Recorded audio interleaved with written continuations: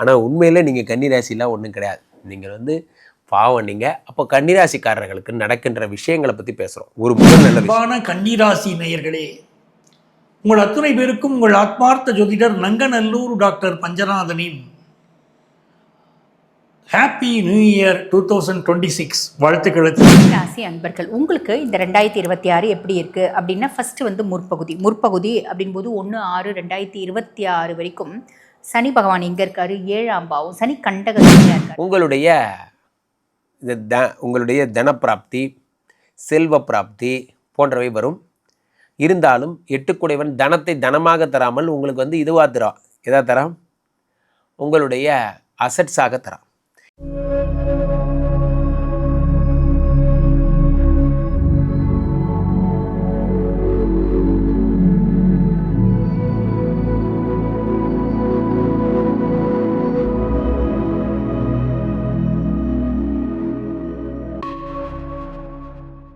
ஆனால் உண்மையில் நீங்கள் கன்னிராசிலாம் ஒன்றும் கிடையாது. நீங்கள் வந்து பாவம். நீங்கள் அப்போ கன்னிராசிக்காரர்களுக்கு நடக்கின்ற விஷயங்களை பற்றி பேசுகிறோம். ஒரு முதல் நல்ல விஷயம் என்ன? எங்களுக்கு நல்லதுன்னு ஒன்று இருக்கா சார்?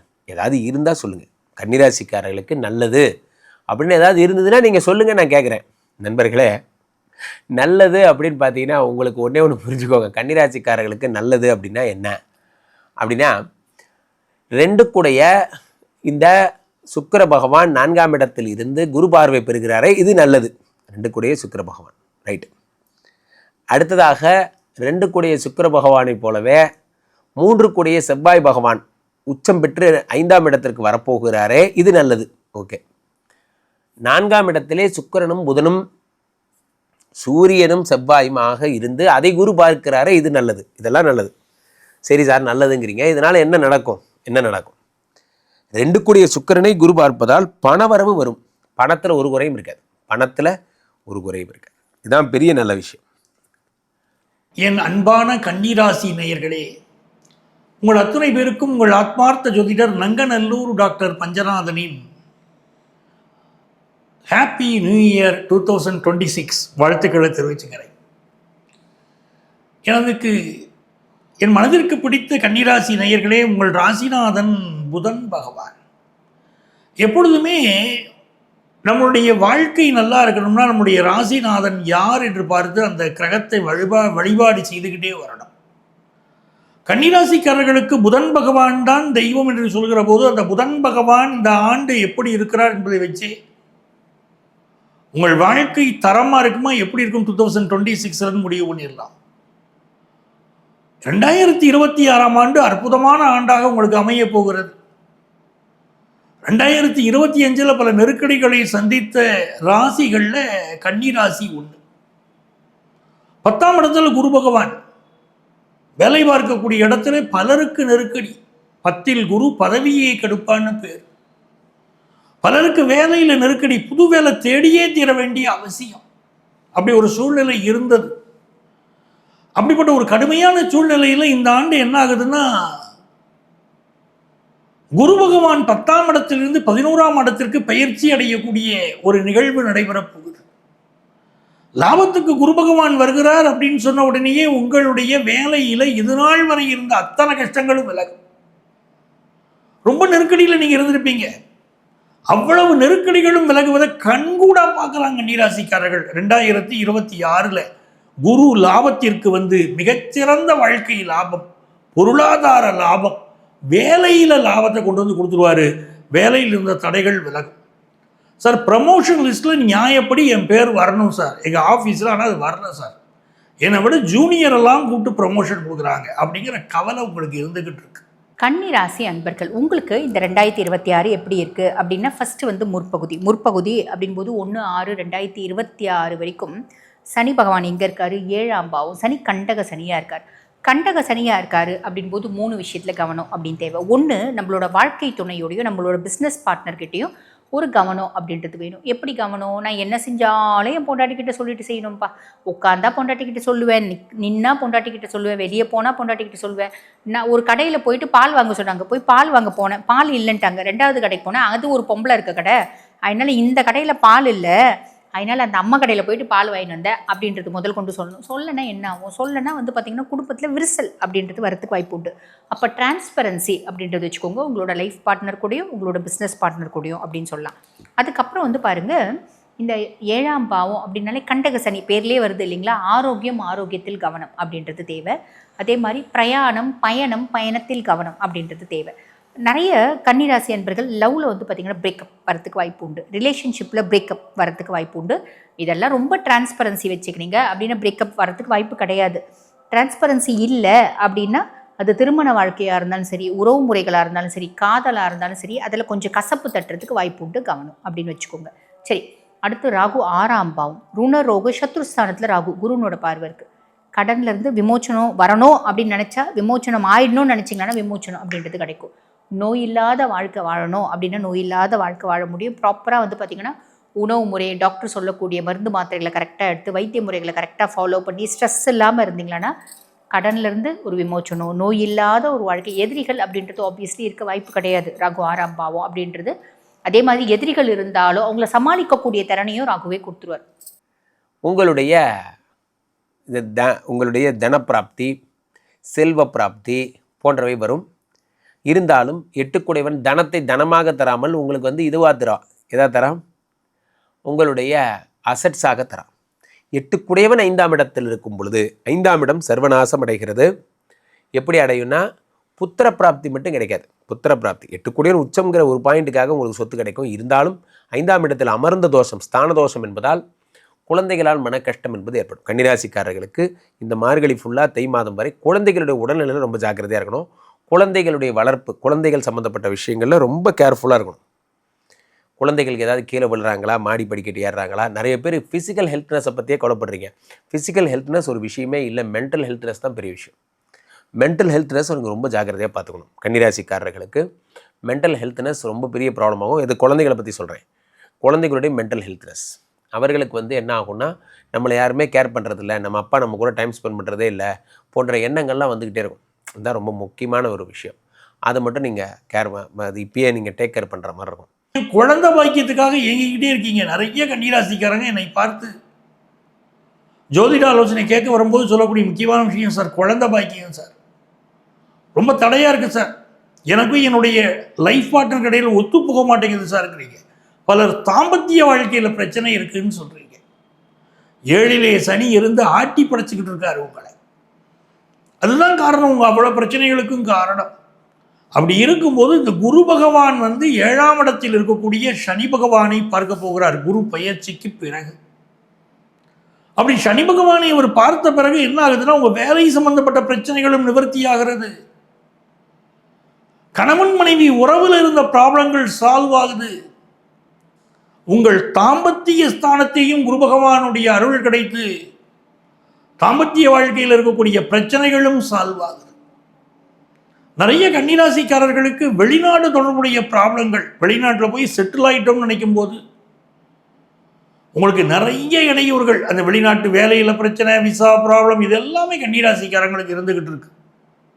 உங்களில் பலருக்கு அந்த ப்ராப்ளம் எல்லாம் சால்வ் ஆயிரும் 2026. வெளிநாடுகளில் நீங்கள் சொத்து வாங்கியிருக்கீங்க, வெளிநாட்டில் வசதியாக வாழறீங்க அப்படிங்கிற சூழ்நிலை இருக்குது. அது கெட்டு போயிருமோங்கிற பயம் இருக்குது. வெளிநாடு போயிட்டு இங்கேருந்து 10 மலைக்கு போயிட்டு 10 மலை முருகனை பார்க்கணுன்னு எனக்கு ஆசை இருக்கியா, போய் பார்க்கலாயா. இங்கேருந்து நான் வந்து கதிர்காமம் போயிட்டு கதிர்காம வேலவனை போய் பார்க்கணுன்னு ஆசை இருக்குது, தாராளமாக பார்க்கலாம். இந்த மாதிரி இறை சார்ந்த எண்ணம் அப்படின்றது மேலோங்கும். புரியுதுங்களா? எனக்கு தீர்த்த யாத்திரை போகணுன்னு ஆசை இருக்குது, எனக்கு காசி கயா போகணுன்னு ஆசை இருக்குது, புனித நதிகளில் நீராடணும்னு ஆசை இருக்குது, வெளிநாடு போயிட்டு நான் டூர் போகணுன்னு ஆசை இருக்குது, வெளிநாட்டில் போய் சம்பாதிக்கணும் அப்படின்னு ஆசை இருக்குது. இந்த மாதிரி நிறைய ஆசைகள் வருங்க. தாராளமாக நீங்கள் செய்யலாங்க. செய்யக்கூடிய ஒரு பிராப்தத்தை கேது பகவானே ஏற்படுத்தி கொடுப்பான் அப்படின்னு சொல்லலாம். சரி, அதுக்கடுத்து குரு பகவானை பற்றி சொல்லணும் அப்படின்னா, தொழில் ஸ்தானத்தில் குரு தொழில் குருவாக இருக்கார். பொதுவாக ஒரு வார்த்தை சொல்லுவாங்க, 10ல் குரு பதவி பறி போகும் அப்படிம்பாங்க. எல்லாருக்கும் அப்படி நடந்துருமா? அப்படி கிடையாதுங்க. 10ல் குரு அப்படின் போது நம்மளுக்கு ஒர்க் ப்ரெஷர்ஸ் அதிகமாகும். அதை நம்ம ஓவர்டேக் பண்ணுறோம் அப்படின்னா, ரொம்ப சின்சியராக டெடிக்கேட்டடாக ஹார்ட் ஒர்க் பண்ணுறோம் அப்படின்னா தொழிலில் மேன்மை முன்னேற்றமும் வரும். 2 எக்ஸ்ட்ரீம், இப்படியும் வரும் அப்படியும் வரும். நீ இங்கே பயங்கர ஹார்ட் ஒர்க் கொடுத்தியானா இங்கே வந்து பார்த்தீங்கன்னா தராசு அழகாக கீழே இறங்கும் அப்படின்லாம், வெயிட்னால நல்ல வருமானம் வரும் அப்படின்றது அர்த்தம். புரியுதுங்களா? ஸோ எந்த அளவுக்கு ஹார்ட் ஒர்க் பண்ணுறீங்களோ குரு உங்களை ஒன்றுமே பண்ண மாட்டார். அந்த தொழிலும் வந்து பாருங்கள் ஓரளவுக்கு நேர்மை அப்படின்றத வச்சுக்கோங்க. ஏன்னா குரு அப்படின்னாலே நேர்மையான நாணயமான கிரகம் அப்படின்னு சொல்லலாம். பொதுவாக கன்னி அப்படி ஹானஸ்ட்டாக தான் நீங்கள் செய்வீங்க, மிஸ்யூஸ்லாம் பண்ணிக்க மாட்டீங்க. இருந்தாலும் எல்லா ராசிகளையும் சுய ஜாதகம் அப்படின்னு ஒன்று இருக்குது இல்லைங்களா, கிரகங்களோட சேர்க்கை, கிரகங்கள் உட்கார்ற இடம், கிரகங்களை பார்க்கக்கூடிய பாபர்கள், இப்படி நிறைய இருந்தால மாறுபாடு அப்படின்றதுக்கும் அதனால் நாங்கள் சொல்லக்கூடிய விஷயத்துக்கு சொல்கிறோம். பெருசாக யோசிக்க வேண்டாம். கன்னிராசிக்காரர்களுக்கு எழுதி வச்சுக்கோங்க, இந்த ஜனவரிக்குள்ளே வேலை போயிடும். ஜனவரி பிப்ரவரிக்குள்ளே என்ன சார் இவ்வளவும் சொல்லிட்டு கிடச்சியா அண்ணனுக்கு ஒரு ஊத்தாப்பன்னு முடிக்கிறீங்க அப்படிலாம் நான் சொல்ல. உங்களுக்கு கண்டிப்பாக வேலை போகிறதுக்கான சகல விதமான பாயிண்ட்ஸு நச்சுன்னு பொருந்திருக்கு. 99% கன்னிராசிக்காரங்களுக்கு வேலை போயிடும். இதை நான் சொல்லுவதில் உள்ளபடியே நான் மனது வருந்துகிறேன். ஏன்னா கன்னிராசிக்காரர்கள் வேலையில் இருந்தால் அது குருவுக்கு அசிங்கம். அதனால் குரு எப்படியாவது உங்கள் வேலையை பிடிங்கிடுவார். ரொம்ப ஜாக்கிரதையாக இருங்க. வேலையை பிடிங்கிடுவார்னா அப்போ என்ன செய்யணும், வேலையில் இன்னும் கான்சியஸாக இருக்கணும். நண்பர்களே, தீமை வருகிறது என்றால் என்ன செய்ய வேண்டும், இன்னும் இன்னும் இன்னும் தீர வேலை செய்ய வேண்டும். அதான் என்னுடைய பாலிசி. தீமை வருகிறது என்றால் என்ன செய்ய வேண்டும், தீர வேலை செய்ய வேண்டும். நிறைய ஒர்க் பண்ணும். நிறைய கடுமையாக உங்களை வருத்திக்கிட்டு ஒர்க் பண்ணுறதன் மூலயமா மட்டும்தான் உங்களால் ஒரு தீமையை எதிர்கொள்ள முடியும். கன்னிராசிக்காரர்கள் ரொம்ப ஃபோக்கஸ்டாக ஒர்க் பண்ணுங்கள். ஃபோக்கஸ்டாக ஒர்க் பண்ணுறதுனா என்ன அர்த்தம் அப்படின்னா, உங்கள் வேலையை இன்னும் நல்லா பண்ணுங்கள் அப்படிங்கிறது மட்டும் கிடையாது. எப்போ என்ன வேலையோ எதை கொடுத்தா எதை ஆஃபீஸில் எப்படி மேனேஜ் பண்ணுமோ அதை அப்படி பண்ண பழகுங்க எப்படி என்பது தான் அர்த்தம். அதுக்கு பல பேருக்கு நல்ல வேலை பார்க்க தெரியும், ஆஃபீஸ் பாலிடிக்ஸை ஹேண்டில் பண்ண தெரியாது. இதுதான் பெரிய ப்ராப்ளம். 10ஆம் இடத்திலே குரு பகவான் வரும்பொழுது இதை பார்த்துக்கிறதும் உங்களோட வேலை தான் என்பதில் தயவுசெய்து என்ற மாற்று கருத்தும் சொல்லிடாதீங்க. அதாவது உங்கள் வேலை தான். 10லே குரு வந்தால் பதவி பறிபோகும் என்பதால் ரொம்ப ஜாக்கிரதையாக இருங்க. வேலை விஷயத்தில் மட்டும் ஜாக்கிரதையாக இருங்க. நீங்கள் தான் டிப்டி மேனேஜர்னால் அசிஸ்டன்ட் மேனேஜர் செய்கிற வேலையும் சேர்த்து செய்யுங்க, சூப்பர்வைசர் செய்கிற வேலையும் சேர்த்து செய்யுங்க. 2-3 வேலை நான் தான் ஹெட்டு, நான் தான் எல்லாத்தையும் பார்த்துக்கிறேன், பரவாயில்ல, அதுக்கு கீழே ஒருத்த வேலை செய்கிறதையும் சேர்த்து செய்யணும். அப்போ 2-3 வேலை செய்யும் பொழுது குரு பகவானே போடான்ட்டு விட்டுருவார். அந்த வேலை நடக்கும். அதே மாதிரி 2026 புதிய வீடு, மனை, வாகனம் வாங்குற யோகம் உண்டு. அழகான வீடு வாங்குவீங்க, நல்ல நிலம் வாங்குவீங்க. அந்த சொத்து என்று சொல்லுகிற போது நிறைய சொத்துக்கள் சேரக்கூடிய யோகம் இருக்கு. அடுக்குமாடி குடியிருப்புல வீடு வாங்குவீங்க, அந்த யோகம் உங்களுக்கு இருக்கு. புதுசா ஒரு கார் வாங்கக்கூடிய யோகம் இருக்கு. 4ஆம் இடத்துல இருக்கக்கூடிய புதன் பகவான் வித்யாகாரகனுடைய அனுக்கிரகத்தினாலே படிப்பில் ஒரு சிறந்த வளர்ச்சி உங்களுக்கு ஏற்படும். 6ல் ராகு பகவான் இருக்கிறார், அது பேரு மகாலட்சுமி யோகம்னு பேர். நம்ம ஜாதகத்தில் 6ஆம் இடத்தில் ராகு இருந்தால் செல்வ வளர்ச்சி வந்தே தீரும். அப்படி கன்னிராசிக்காரங்களுக்கு வருடத்தில் பெரும்பான்மையான நேரம் இந்த 6ஆம் இடத்தில் ராகு இந்த ஆண்டு இருக்க போகிறார். உங்களுக்கு நல்ல செல்வ வளர்ச்சியை இந்த ஆண்டு தருவார். நிறைய பேர் அதிகமாக தங்கத்தில் இன்வெஸ்ட் பண்ணுவீங்க. உங்கள் அன்பு பிள்ளைகள் வாழ்க்கையிலே பெரிய முன்னேற்றத்தை நீங்க கொண்டு வர போறீங்க. சார், என்னுடைய வாழ்க்கையில பொருளாதார ரீதியாக தட்டுப்பாடு இருக்குன்னு யாரெல்லாம் சொல்றீங்களோ தட்டுப்பாடுகள் நீக்கும். ராசிநாதன் புதன் பகவான் சுக்கிரனோடு சேர்ந்திருக்கக்கூடிய இந்த காலகட்டத்தில் கணவன் மனைவிக்கு இடையில் ஒரு அன்பு மிகும், பிரச்சனைகளெல்லாம் சால்வ் ஆகும், ஃபினான்ஷியல் இம்ப்ரூவ்மெண்ட் வந்து சேரும், தொழில் வளர்ச்சி ஏற்படும். உடல் நலத்தில் இதயம் சம்பந்தப்பட்ட பிரச்சனைகள் சிலருக்கு இருக்கலாம், கழிவு உறுப்புகளில் சிலருக்கு பிரச்சனை வரும். ஆகவே உடல் நலத்தில் கன்னிராசிக்காரர்கள் கூடுதல் கவனம் எடுத்துக்கொள்ள வேண்டுங்கிறத சந்தேகம் இல்லை. வெளிநாடு வாய்ப்புகள் பலருக்கு கைகூடும். ஹையர் எஜுகேஷன் படிக்கிற வாய்ப்புகளும் கைகூட போதும்.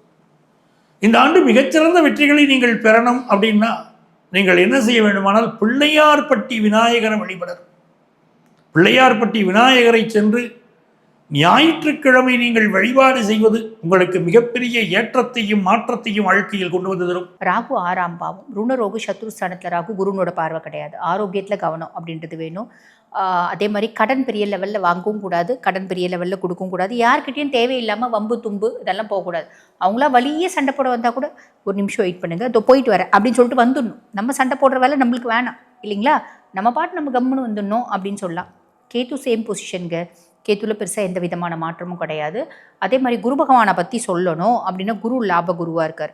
லாப குரு என்ன பண்ணுவார், நீங்கள் செய்யக்கூடிய தொழிலில் ஒரு அபரிவிதமான லாபம் அப்படின்றத ஏற்படுத்துவார். அதுக்கு நம்ம நல்ல தொழில் செய்யணும், நல்ல ஹார்ட் ஒர்க் பண்ணணும்.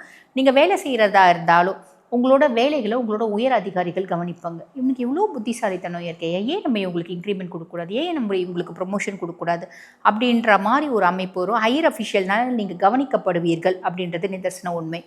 அதுக்கப்புறம் உங்களோட மூத்த சகோதர சகோதரிகள் உங்களுக்கு சப்போர்ட்டிவாக இருப்பாங்க, உங்களோட ஃப்ரெண்ட்ஸ் உங்களுக்கு சப்போர்ட்டிவாக இருப்பாங்க அப்படின்னு சொல்லலாம். கன்னிராசி என்பர்கள் நல்லா ஹார்ட் ஒர்க் பண்ணுறீங்க அப்படின்னா நல்ல லாபம் வரும். பொதுவாக காசு நடமாட்டம் நல்லா இருந்தாலேங்க குடும்பத்தில் நிம்மதியும் சந்தோஷமும் குதூகலமும் கொசுறு மாதிரி தானாக வந்துடும்.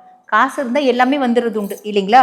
நிம்மதி மட்டும்தான் வர்றதில்லை. காசு இருந்தாலும் அந்த நிம்மதி நம்ம எப்படி பண்ணணும், 4 பேருக்கு நல்லது செய்யறது மூலயமா நிம்மதி கிடைக்கும், இறைநிலையை அடையிறது மூலயமா நிம்மதி கிடைக்கும்.